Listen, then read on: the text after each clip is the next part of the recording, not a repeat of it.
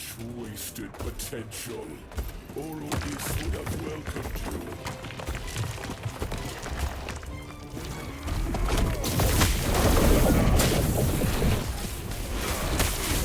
See the beauty through the divine.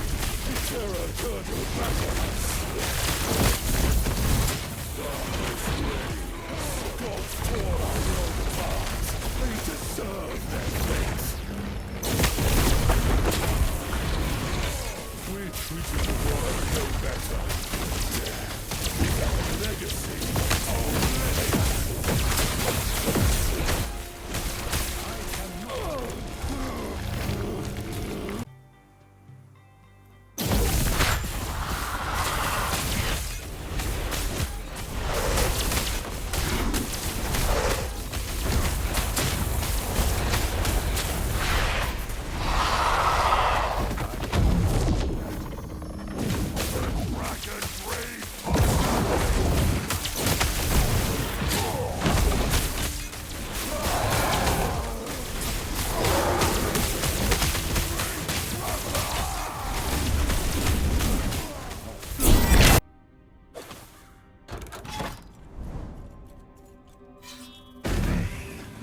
An eternity of pain.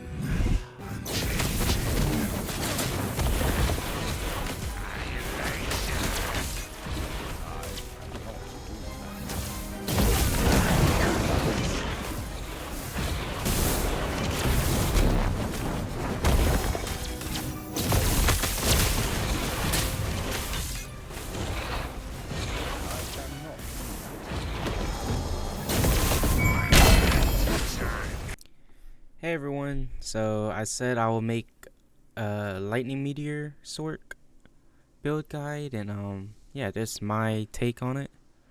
A few thoughts if you're thinking about giving it a go is that is not new player friendly. So like everything just really isn't new player friendly. From the future here, I just realized I never told you guys why it's not new player friendly. So essentially, in the Aberoth fight, as you can see, at some point I lose my rotation and I accidentally hit focus way too early. So I wanted to hit it when I'm negative, but I hit it when I'm positive, and that completely messes up the rotation. And that is why you see that chunk where I'm just sitting still, because it messes up the flow. So if Warpath is like the pinnacle of smoothness, this is like close to the bottom. It gotta be close to the bottom. There's a lot of management for sure, to make it feel smooth. Especially when you're doing Omen windows, you really have to manage your mana well, so you could go through the entire thing without feeling like you're stranded. And you will feel like you're stranded a lot because you're gonna rush yourself. And yeah, I'll let you guys get back to it. Player friendly, from the playstyle to gearing up, it's pretty tough, right? You gotta have pretty good knowledge to make your time more fun and enjoyable. So yeah, even if you're following along with the build sheet, it's not that easy to get the gear. You're gonna realize that if you try it. Well, it's saying that like you're new to the game, it's gonna be pretty hard. So that's one big downside. Um, yeah, and I guess as you could tell from the gameplay, I had a 900 corruption monolith and I had a 500. And what I farm is 500. That 900 is my pushing, and I'm pushing it pretty damn far. I mean, it's definitely not fun to push that high with this build. Gotta play pretty perfect, as in, like, you cannot get hit by anything, like, anything at all. Even small monsters could kill you at that level, so don't be deceived. Yeah, like, don't be deceived. It's not that easy. Um, And you definitely farm a lot slower at 900 just because you're playing more safe. You're killing everything at the same speed. Like, you're still one tapping elites and stuff, and one tapping Nemesis at 900, one tapping Rift Beast at 900. But yeah, it's definitely a challenge, and especially with the new seasonal mechanic, Omen Windows. Yeah, so I guess we'll talk about it a little bit in terms of what I think this build probably does best is speed farming, and speed as in not insanely fast. I mean, it's pretty fast for what my playstyle is. It's fast enough. You're essentially gonna be running through like 500, just dash, meteor, meteor, dash, meteor, meteor, and you can see it hits like your entire screen. So you know it's fairly fast, not movement speed wise. That's what I mean. Sorry, that's what I mean by not conventionally fast. Um, yeah, this build is pretty fun though overall. I mean, especially now that they did the changes to Meteor that I wanted them to. So back in season 2, I created a Lightning Meteor build, and it also did fairly well. Like, I think I stopped farming around 600 corruption, mainly just because I wanted to make another build. So that's it. But I guess we'll talk about the changes to Meteor and also kind of talk about what they change in general.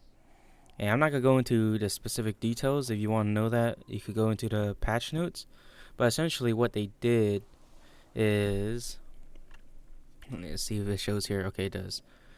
So what happened was, in season 1, Lightning Meteor had a damage effectiveness of, I think, 1,050%.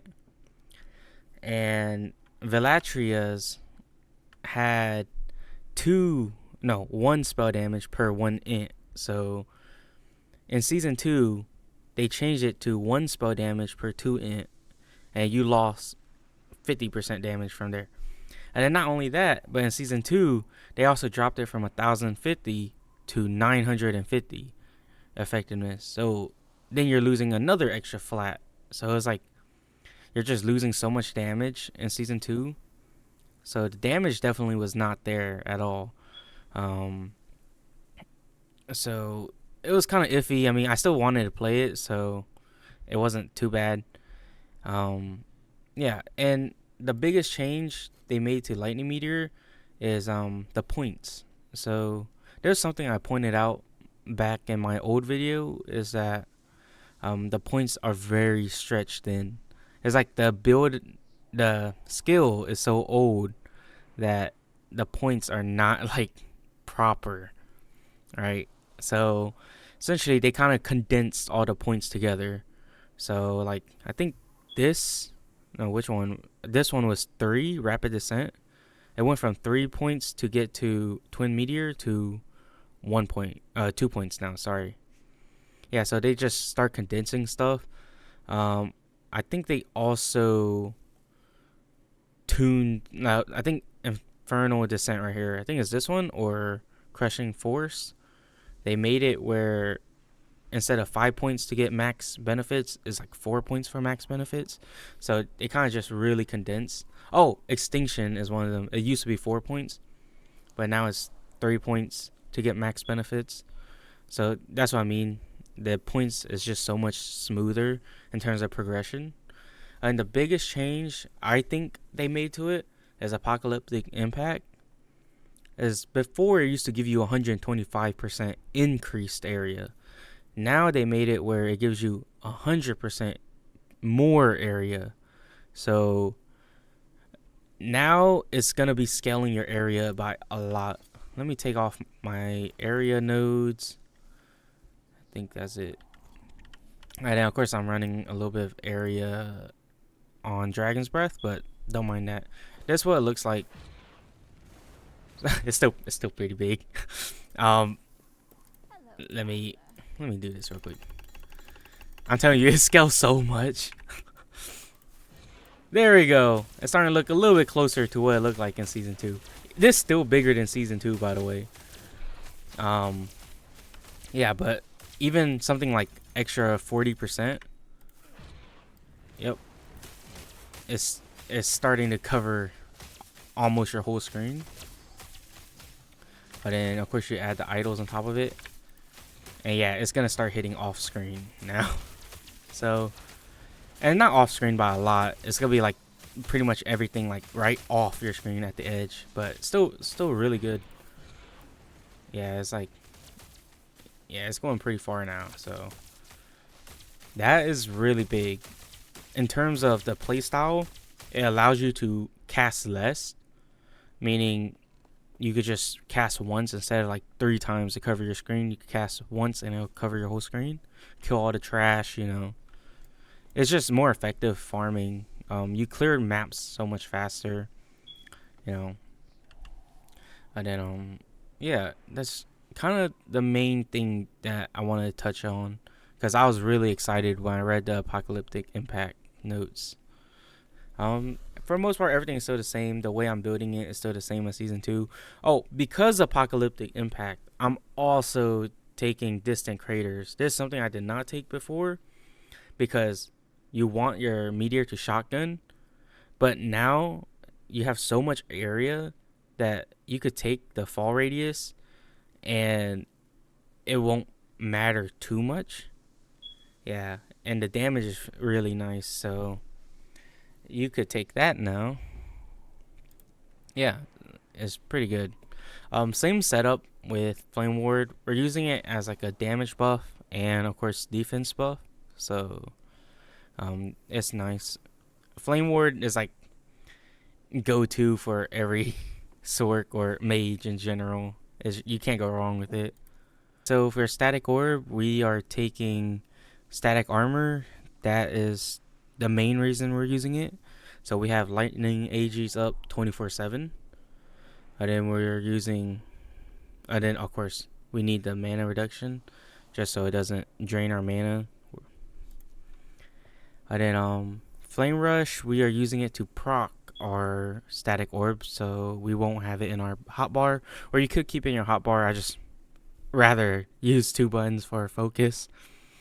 Yeah. And then we're also gonna use it to shred lightning res, so it will put lightning res shred on them. And yeah, the rest is just for movement, so speed and range.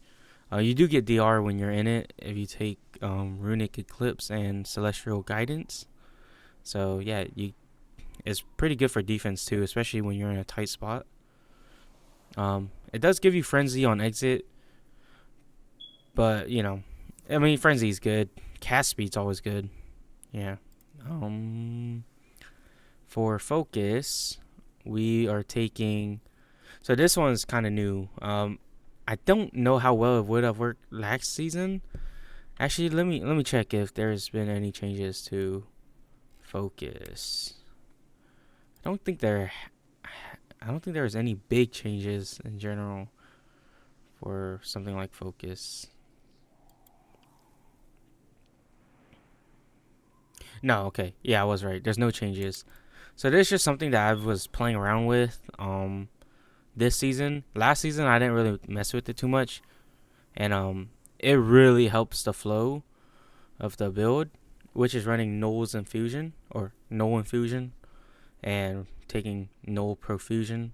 So it will add cooldown to your focus, but it's a lot. 40% and then 10% after the 1 second. So yeah, 10% after 1 second. So the idea is that you're going to be channeling for at least 1 second, which is why I say is not the best for Omen Windows. Omen Windows is kill, kill, kill, kill. You will eventually run out of mana and you will have to stand still for like a second. And doesn't sound so bad until you realize there are like 6 elites on you. Yeah, so what you would do is, you know, your typical spam, spam, spam. You're trying to reach negative. If you don't reach negative, then it defeats the purpose of Null's Profusion. So you have to reach negative. I'm not at that point where I could self-sustain. So I think I'm, what, 2 seconds off? Yes, I'm 2 seconds off from self-sustaining. Yeah. If I could get the cooldown to like 6.5 or 6, then I might be able to self-sustain and get my mana up to like 1200. You might be able to self-sustain.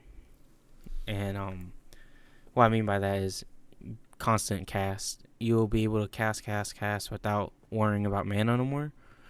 But that's very, very hard to get. I think that's it for the skills and what I wanted to touch up on about it, because not a lot of changes, but personal changes, and I really wanted to focus on the quality of life on this build and mainly focus on farming. Trying to go with like a hybrid armor and ward, because our armor, and right now I'm having a lot of issues with DOTs, damage over time. They're getting through, so I was running bone claymore bone claymore yeah, for the extra ward, and I was sitting at like 3200 ward, and I'm just like, man, the DOT is just shredding through my ward. It does not matter. So I'm trying something different. So I'm trying Decayed Skull. This is why I did not want to make the build guide too early, because there's a lot of stuff I was still unsure of about this build. Of course, another major change to this build is that we're running Legends Entwined, which, I mean, it made sense even back in Season 3, but I didn't play this build too much in Season 3, so I just didn't bother. But yeah, it's pretty good. The new amulet is the main reason why I even thought of Legends Entwined, because this set amulet is really good for attribute stackers. And then, you know, we're running 3 different set pieces. Spell fire damage for Infernal Shade. We're just running it just to get the extra +1 to skill. And yeah, overall it's really good. I think it's giving us what, +5 just from the ring, and from the amulet is like +5 or 6 to skill, which is insane. So, you know, I haven't even got the, you know, best stuff either. Probably be able to push higher, but don't want to, you know, it's not fun doing it. Alright, so we're going to go passives. Passives is pretty average. Int stacker, so yeah, we're int stacking a lot. Pretty much everywhere we could get. You do need 5 points into Rune Master. I went for the mana and cast speed, because both are relevant to the build. The burst of mana is not relevant at all. You won't be using skills in a row that costs 0 anyways. We're doing Arcane Momentum for the cast speed. Then we're going Essence of Celerity for damage and just movement speed. Having some movement speed is nice, because you do get 2 second cooldown on your flame rush, but 2 seconds is not that much. Of course, we're maxing out our crit with our intelligence, and then I'm putting 8 points in here just for the extra mana. I just want the extra mana here. And then of course, the lightning pen crit, and then extra intelligence with ward decay threshold. Did they nerf this? I think they did, or I might be tripping. Sorry, don't ignore me. My brain's not working. And then mana bulwark. These are like the last 8 points, and once I level up, it's probably just gonna go into here. And it's mainly just for extra mana. Like I said, it's just all mana for this tree. Of course, I'm taking this for the area. The damage is nice, but it's mainly for the area. Of course, you need Archmage. Archmage will help a lot. And something about Archmage I was wondering is the values tripled. Like, does it affect my mana cost? Like 140, it should be still giving me like 140 worth of ward, but I don't know. I feel like it's so hard to tell when you're playing a mana spent gain as ward. It's kind of hard to tell if Archmage is affecting that. Without data mining, obviously, it's kind of hard to tell. But mana well, increased mana and mana spent gain as ward. Yep. And cooldown recovery speed. We're gonna try to get a lot of that if we can. And on to the gear. I did say that the gear was not beginner friendly, and that is because it involves a lot of crafting, and like it also involves a lot of base, having a good base. So we're gonna pretty much be maxing out our reduced damage bonus taken from crits from just our boots. I wanted that suffix roll, the armor roll. I wanted it to get reduced damage, but I could not craft that, so that's gonna be like a future thing. Of course, you need to run the Great Bridge so you could get the Lich and you get Vilatrias. And then you need to farm the set item, the Abandoned Eyes of the Weaver, which arguably is not that hard. You just get the prophecies at rank 5. At rank 5, you should be able to get it pretty much easily. 4. Rank 4 is like... Rank 4, once you get rank 4, you should be able to get Vilatrias easily. And you should be able to get Abandoned Eyes of the Weaver very easily. Because Vilatria specifically, to get Vilatrias really fast, you want to be able to farm the Helms prophecy for set Helms. That will give you the highest chance of getting Vilatrias in the least amount of favors spent, because getting staffs to roll is really hard. Yeah, no, the best base is the gate staff. The increased spell mana cost might seem like a downside, but it's actually a plus in our case, as our ward comes from casting, so that's a plus side. I'm missing quite a bit of damage here because I wanted to increase the lightning damage, and I also wanted to reroll the Implicit, but I had like 2 forging potential left, and I already hit a T5 lightning pin and a T7 crit multiplier, so I just use a rune get in COF. You just spam rune of creation prophecies. And I had 2 chances to roll them, and one rolled increased area. I think the other one, I don't think it bricked. I think something else happened to it. Yeah, but I just chose the increased area. Arguably, the best is getting a double crit multiplier. You get 110 for a T7 crit multiplier. And, of course, the T7 on your actual base stat is 160%. So, yeah. I think the only thing I would say you do not have to follow, like, even remotely close, is the altars. Just choose the altar that you find as best. You're looking for effect of suffix for damage and effects of prefix if you want more area. Or depending on, like I said, depending on the idols you're running. I know you could get mana on your grand idols, which is what I'm trying to get right now. Because you won't really need to crit with lightning skills. So that's what I'm trying to get right now.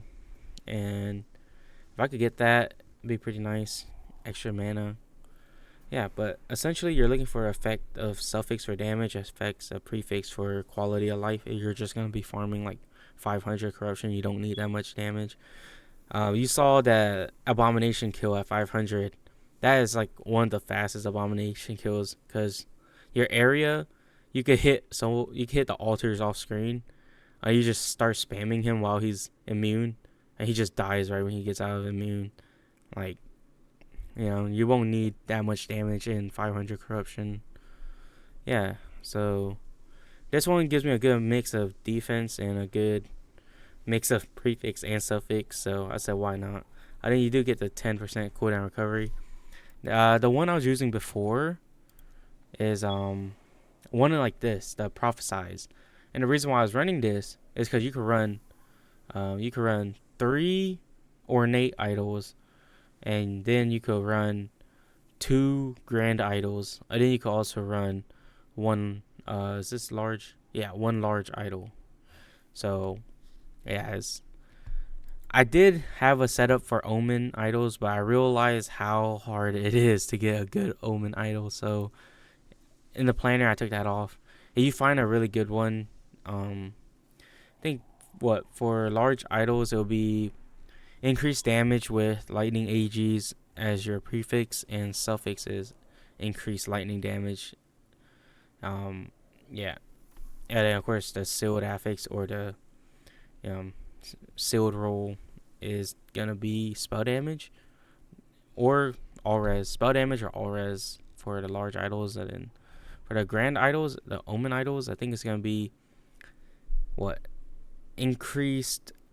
Can you also get increased? Yeah, I think so. Yeah, but idol is really hard. Um, I wouldn't focus too much on the idols. I'll focus on getting the heretical idols first, and not focusing on Omen right now. Omen just kind of seems out of reach for most players. But yeah, it should be easy to get your innate idols and stuff. So yeah, just focus on that. And I think you should be fine. Doesn't really matter about the altar right now. Um, you should be good. Everything is gonna be in planner, you know. And yeah, thank y'all for watching. I guess. I mean, I hope that if you play this build, I hope you like it. I have a feeling a lot of you guys won't like it, but thank y'all, and I see y'all next time.